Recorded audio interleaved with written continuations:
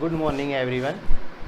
आज हम कक्षा 10 का एक सबसे अच्छा चैप्टर पढ़ेंगे जो सभी के लिए सबसे सरल और बोर्ड के अंदर सबसे ज़्यादा मार्क्स वाला है। ठीक, और इस चैप्टर का नाम है सांख्यिकी। ठीक, इस चैप्टर जो है 17.17.1, ठीक है, उसका पहला क्वेश्चन क्या कहता है, यदि एक कक्षा के गणित विषय के 10 छात्रों के प्राप्तांक क्रमशः 52, 75, 40, 70, 43, 40, 65, 35, 48, 52 हो तो उसका समांतर माध्य ज्ञात कीजिए। जब इस प्रकार का क्वेश्चन आता है तो उसको किस तरीके से किया जाता है, थोड़ा ध्यान से लीजिए। तो सबसे पहले अपन समांतर माध्य का सूत्र लगाते हैं। तो समांतर माध्य का सूत्र क्या होता है, प्रेक्षणों का योग बटा प्रेक्षणों की संख्या। अब प्रेक्षणों का योग क्या होता है, जो आपको ये संख्याएं दी गई है इन सबको आपको क्या करना है, जोड़ना है। ठीक है, और ये प्रेक्षणों की संख्या क्या होती है, ये जितनी संख्या दी गई है आपको उन्हें क्या करना है, काउंट करना है और आपको इसके नीचे लिखना है। जैसे आप देखिए एक बार प्रेक्षणों का योग, तो 52 plus 75 plus 40 plus 70 plus 43 plus 40 plus 65 plus 35 plus 48 plus 52।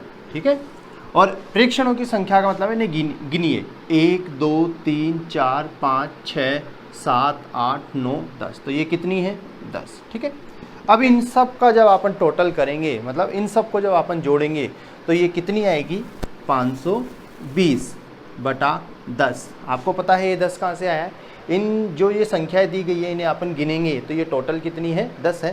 तो अपन ने इसके नीचे कितना लिख दिया, 10। जब आप एक जीरो से एक जीरो को काटोगे, ठीक है, तो आपका आंसर कितना आएगा, 52।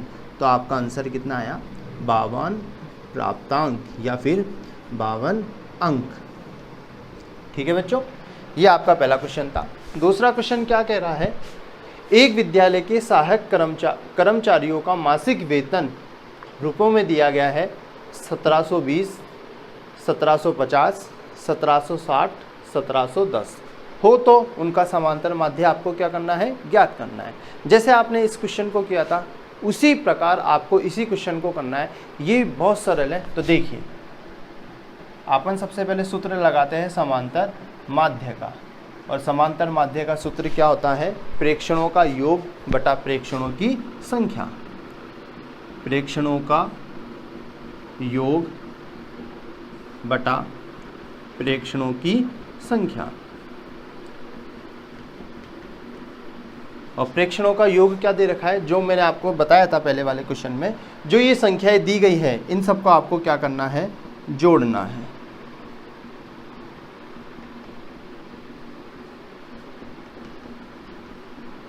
और ये प्रेक्षणों की संख्या का मतलब है ये जो संख्याएं दी गई है इन्हें गिनिए 1 2 3 4। तो यहाँ पे नीचे कितना लिख देंगे, 4। जब आप इन सबको जोड़ोगे तो इन सबका जोड़ कितना आएगा, 6940। और इसमें किसका भाग देना है आपको, 4 का। और जब 4 का आप डिवाइड करते हो तो इसका आंसर कितना आता है, 1735 रुपये। तो ये आपके पास 2 क्वेश्चन थे, ठीक है, जो कि बहुत सरल थे। इस 17.1 के अंदर जितने भी क्वेश्चन है वो इसी प्रकार के हैं। अगला क्वेश्चन करते हैं, वो क्वेश्चन नंबर 3 है। देखिए बहुत सरल है बिल्कुल। यदि 3 4 8 5 x 3 2 1 अंकों का समांतर माध्य 4 हो तो आपको x का मान क्या करना है, ज्ञात। अब थोड़ा ध्यान से दीजिए, आपको समांतर माध्य दिया गया है, ठीक है, और आपको प्रेक्षण जो दिए गए हैं उसमें आपको x का मान क्या करना है, ज्ञात करना है। तो देखिए आराम से, बिल्कुल सरल है। वही समांतर माध्य बराबर प्रेक्षणों का योग बटा प्रेक्षणों की संख्या। वही समांतर माध्य का अपन ने सूत्र लगा दिया। अब आप सवाल को ध्यान से देखिएगा, आपको दे रखा है समांतर माध्य कितना है, 4। तो ये समांतर माध्य लिखा गया है, यहाँ पे क्या लिखना है आपको, 4। अब प्रेक्षणों का योग, तो ये प्रेक्षण दिए गए तो इन सबको लिखिए। तो देखिए 3 plus 4 plus 8 plus 5 plus x plus 3 plus 2 plus 1 बटा प्रेक्षणों की संख्या। तो प्रेक्षणों की संख्या गिनिए 1 2 3 4 5 6 7 8। तो प्रेक्षण कुल कितने हैं 8। ठीक है, अब आप इस 8 को इस 4 से वर्ज गुणा कीजिए। तो 8 को जब अपन 4 से गुणा करते हैं तो 8 चौक कितना होता है 32। ठीक है बच्चों, आगे देखिए, अब इनको जोड़ते हैं तो ध्यान से जोड़िएगा। 3 और 4 7, 7 और 8 15, 15 और 5 20। x को अभी छोड़ देंगे अपन, x को बाद में जोड़ेंगे। 20 आया, 20 और 3 23, 23 और 2 25, 25 और 1 26। तो ये मैंने लिखा 26। अब आपके पास x भी तो था, आप इस x को भी क्या कीजिए जोड़िए। तो अपने पास क्या है 26 प्लस x। आपको इस x का मान निकालना है तो लीजिए आप इस x का मान निकालते हैं। तो x को यहाँ रखा, जो ये 26 है इधर किसका है जोड़ का, तो ये बराबर के जब उधर जाएगा तो इसका चिन्ह क्या हो जाएगा बदल जाएगा। और इसका चिन्ह जब बदलेगा तो इसको क्या कर देंगे अपन 32 में से क्या कर देंगे घटा देंगे। तो x का मान आपके पास कितना आया, इसको इसमें से घटाया तो x का मान आपके पास कितना आया 6। ये था आपके पास एक अच्छा क्वेश्चन, जो क्वेश्चन नंबर 3 था। ठीक है, अब अगला क्वेश्चन करते हैं। ये जो क्वेश्चन नंबर 4 है, ये क्वेश्चन नंबर 1 और जो 2 अपन ने किया था सेम उसी तरीके से, बिल्कुल सरल है, थोड़ा ध्यान से देखिएगा। वही समांतर माध्य है। अच्छा, अब अपन समांतर माध्य का फॉर्मूला नहीं लगाते, क्यों? इसने आपको क्या कहा है औसत ज्ञात कीजिए। तो देखिए, औसत और जो समांतर माध्य होता है वो दोनों की दोनों क्या होता है एक ही चीज़ है, बस उन्होंने उसको नाम पलट के पूछ लिया है, कोई दिक्कत नहीं है। तो लीजिए औसत निकाल लेते हैं। तो औसत भी क्या होगा प्रेक्षणों का योग बटा प्रेक्षणों की संख्या। ठीक है बच्चों, तो आपने वापस से वही फॉर्मूला लगा दिया, बराबर लगाते हैं इस क्वेश्चन का। और प्रेक्षणों का योग कितना है 60 plus 62 plus 56 plus 64 plus 0 plus 57 plus 32 plus 27 plus 9 plus 71। और आपको प्रेक्षणों की जो संख्या दे रखी है वो कितनी दे रखी है, आपको 10 दे रखी है। ठीक है, आप या तो इन्हें गिन लीजिए। ठीक है, और आप यदि इन्हें गिनते भी नहीं है तो देखिए यहाँ पे लिख रखा है उसने कितनी पारियों में बनाए हैं ये रन, 10 पारियों में बनाए हैं। तो जब आप इनको जोड़ते हो तो आपके पास टोटल आता है 39। कितना आएगा 439 बटा 10। और जब आप इसको करोगे तो ये कितना आ जाएगा 43.9।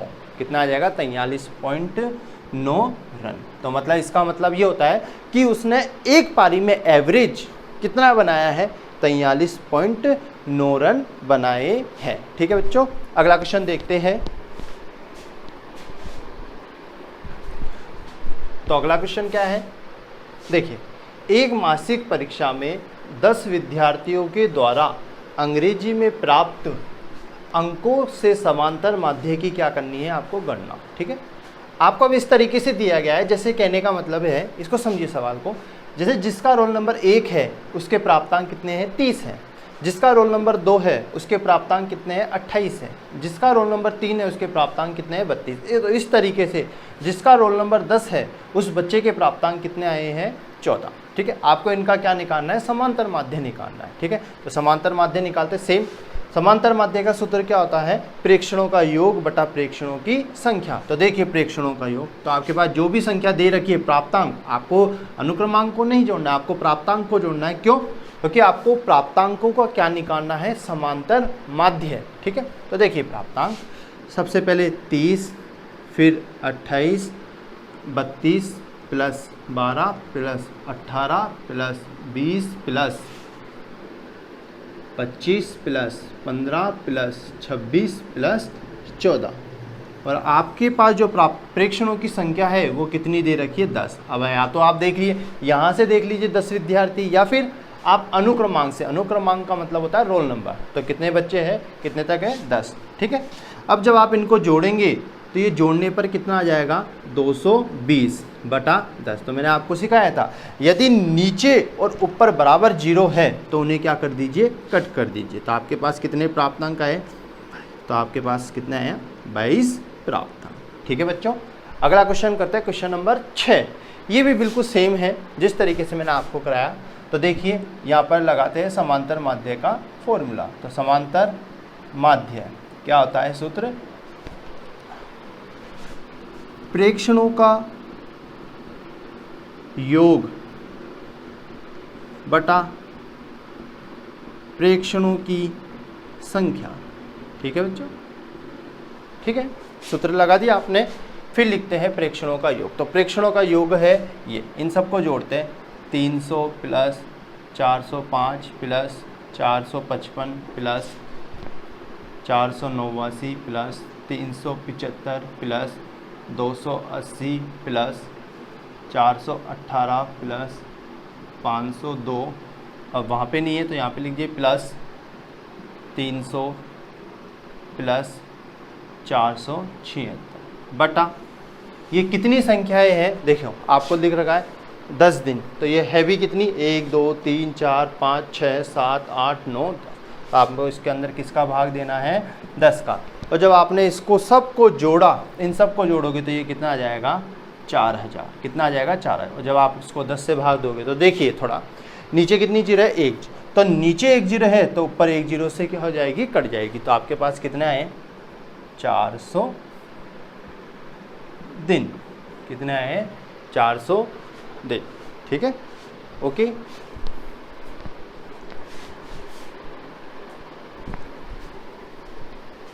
क्वेश्चन नंबर 7 क्या कह रहा है, ध्यान से देखिएगा, सुनिएगा।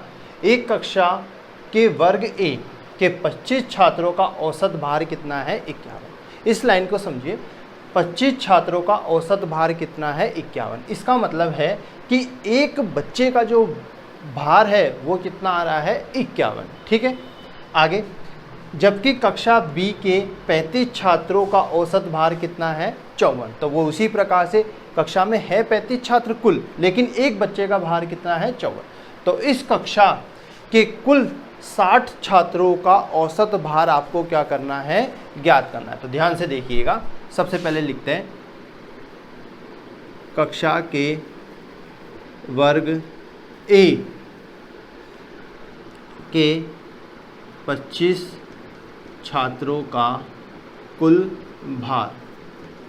और कुल भार कैसे आएगा, आपको क्या करना पड़ेगा, इस 25 को आपको 51 से क्या करना पड़ेगा, गुणा करना पड़ेगा। जब आप इसको इससे गुणा करोगे तो कितना आएगा, 1275।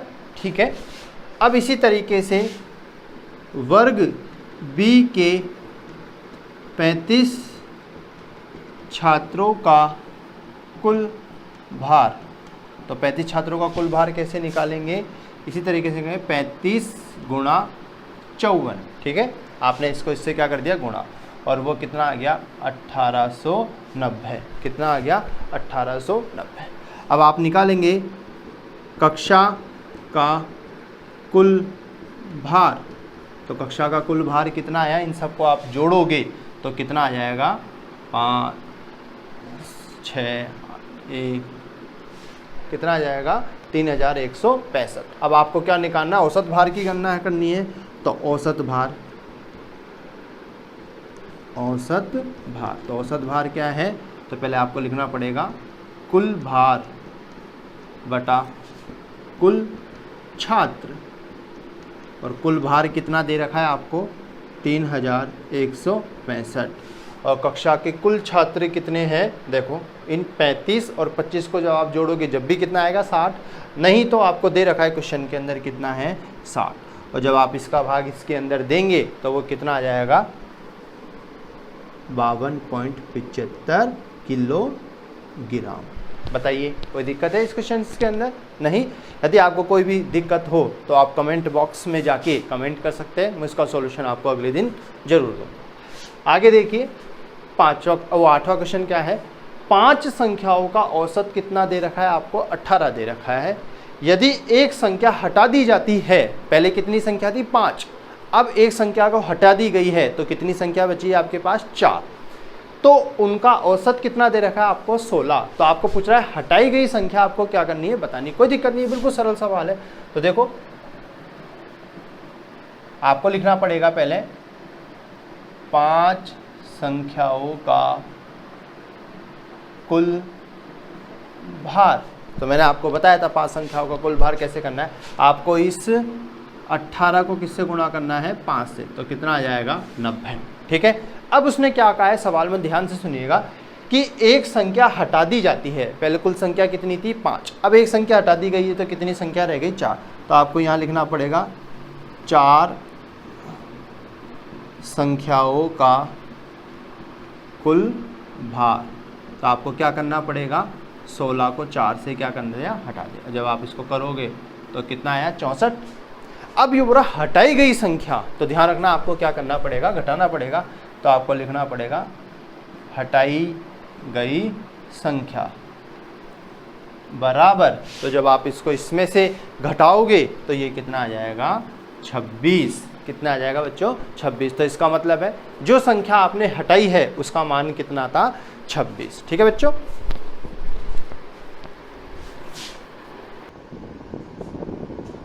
देखिए क्वेश्चन नंबर 9 बहुत ही अच्छा क्वेश्चन है। थोड़ा ध्यान से सुनिएगा तो समझिएगा, कुछ नहीं करना। ठीक है, देखिए क्या बोला है 13 संख्याओं का माध्य कितना है 24। यदि प्रत्येक संख्या में 3 जोड़ दिया जाए तो नए माध्य में क्या होगा पड़ेगा। ठीक है, आपको ये बताना था। कोई देखो आप सबसे पहले समांतर माध्य का सूत्र लगा लीजिए। और समांतर माध्य का सूत्र क्या होता है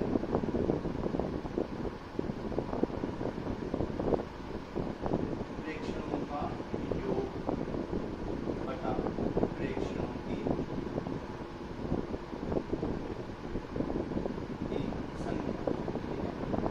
तो देखो समांतर माध्य कितना दे रखा है आपको 24, प्रेक्षण कितने हैं 13। तो 13 क्या है अपन मान लेते हैं, जैसे मान लेते x1 है, x2 है, x3 है, प्लस ऐसे ऐसे कितना प्रेक्षण दे रखे हैं आपको 13। और प्रेक्षणों की संख्या कितनी दे रखी है। बोलो बच्चों इतना समझ में आया।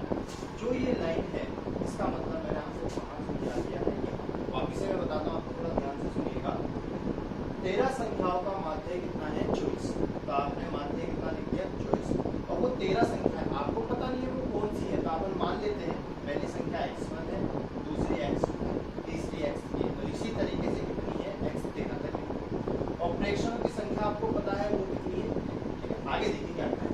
यदि प्रत्येक संख्या में 3 जोड़ दिया जाए तो नए माध्य में क्या करें। अब ये कह रहा है कि जो ये 13 संख्याएं दे रखी है इसमें आपको क्या जोड़ना है 3। तो देखिए वापस से अब आप इसके अंदर क्या जोड़ते हैं 3। तो सुनिए, जैसे मान लीजिए x1 प्लस 3, ठीक है, प्लस फिर आप x2 में 3 जोड़ते हैं, प्लस x3 में आपने कितना जोड़ा 3।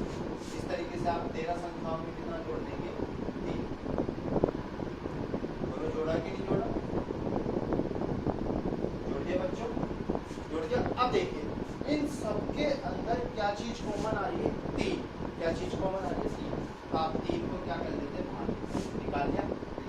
फिर बचा क्या है x1 plus x2 plus x3 plus dash dash dash dash plus x30। और कुल संख्या कितनी है आपके पास 3। ध्यान से देखिएगा 3 की जगह 3 प्लस ये जो आपको दिखाई दे रहा है ये चीज, देखो इसका मान। तो देखो ये चीज आपको यहाँ पे दिखाई देगी सेम इसी तरीके से। ठीक है, और इसका मान कितना दे रखा आपको 24। कितना दे रखा आपको इसका मान 24। तो अपन इसकी जगह क्या लिख देंगे 24। तो जब आप 24 में 3 को जोड़ोगे तो कितना आ जाएगा 27। तो जो नई संख्या आएगी 3 जोड़ने पर उसका मान कितना आएगा। ठीक है बच्चों, अगला क्वेश्चन क्या कह रहा है क्वेश्चन नंबर 10। यह आपके लिए होमवर्क है। ये जो मैंने आपको क्वेश्चन नंबर 8 समझाया था सेम उसी प्रकार का मैं आपको एक बार बता देता हूँ, आप खुद करिएगा। यदि कोई प्रॉब्लम आए तो कमेंट बॉक्स में लिख के कमेंट कर दीजिएगा, मैं आपको उसका सॉल्यूशन करवा दूँगा। एक विद्यालय के 5 कर्मचारियों का औसत मासिक वेतन है 3000। मतलब 5 कर्मचारी है और उनको हर महीने कितने मिलते हैं 3000 रुपये। एक कर्मचारी के सेवानिवृत्त होने पर शेष कर्मचारियों का औसत मासिक वेतन कितना हो जाता है 3200 रुपये हो जाता है। तो सेवानिवृत्त कर्मचारी का सेवानिवृत्ति के समय कितना वेतन था। तो इस क्वेश्चन को मैं समझा, पहले कितने कर्मचारी थे 5, तो उनको हर महीने कितने मिलते थे 3000। ठीक है, एक कर्मचारी सेवानिवृत्त होता है। सेवानिवृत्त का मतलब होता है रिटायरमेंट। कहने का मतलब है कि उसकी नौकरी पूरी हो गई है। ठीक ठीक है। तो अब कितने कर्मचारी रह गए, पहले कितने थे 5, अब कितने रह गए 4, तो हम 4 को कितने मिलते हैं 25।